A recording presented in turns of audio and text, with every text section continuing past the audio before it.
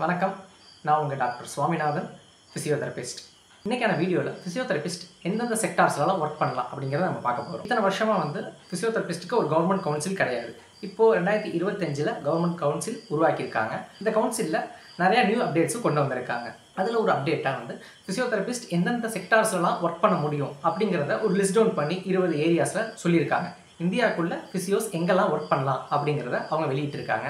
அதெல்லாம் என்னென்னு one by ஒன்னாக பார்க்க போகிறோம். நீங்கள் 12th முடிச்சுட்டு இப்போ ஃபிசியோதெரபி ஜாயின் பண்ணலான்னு ஒரு ஐடியாவில் இருக்கீங்கன்னா உங்களுக்கு இந்த வீடியோ யூஸ்ஃபுல்லாக இருக்கும்.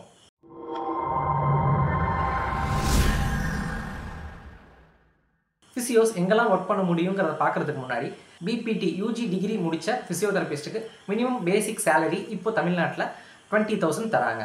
ஃப்ரெஷராக நீங்கள் ஜாயின் பண்ணுறீங்கன்னா உங்களுக்கு இந்த சேலரி. அதுவே எக்ஸ்பீரியன்ஸ் போக போக உங்களுக்கு சேலரி இன்க்ரீஸ் ஆகும். அதுவே பிஜி டிகிரி எம்பிடி முடிச்சிருக்கீங்கன்னா உங்களுக்கு பேசிக் சேலரியே 28-30 அந்த ரேஞ்சில் தருவாங்க.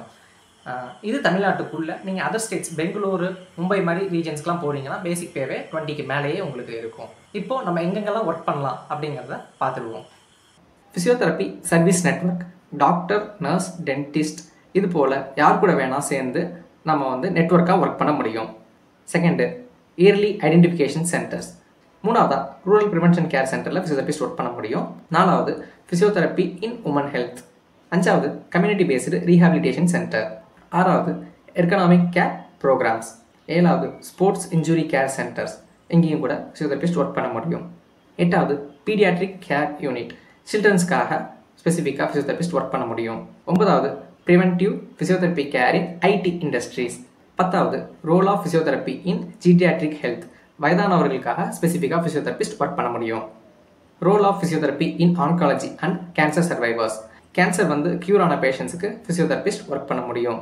பன்னெண்டாவது role of physiotherapy in India defence service, army, navy போல டிஃபென்ஸ் சர்வீஸில் கூட ஃபிசியோதெரபிஸ்ட் ஒர்க் பண்ண முடியும். பதிமூணாவது எமர்ஜென்சி கேர் அண்ட் ஐசியூ.